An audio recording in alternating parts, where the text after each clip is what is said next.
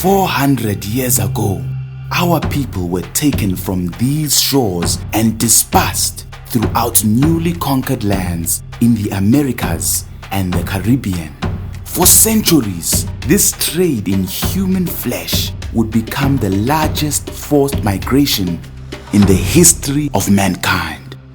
Millions of us, men, women, and children, were forcibly separated from our families and homes, marched often hundreds of miles from the interior of Africa to these fortified stone prisons called slave castles.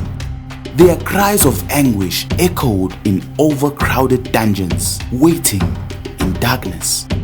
This practice in human trafficking became known as the transatlantic slave trade, and these Africans became part of what would be called the African diaspora.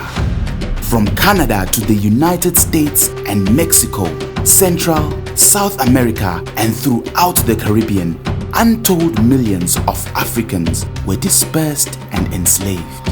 Forced to clear untamed terrain for arable land and the expanding infrastructure of European colonies, they built empires of cotton, sugar, tobacco, rice, indigo, and other numerous commodities, never to partake in the fruits of the labor extracted from them.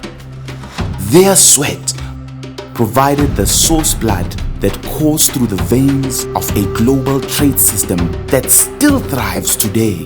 This international trade in human flesh, the goods and services they produced, and the financial instruments created to manage this unprecedented wealth, fostered today what we call globalism.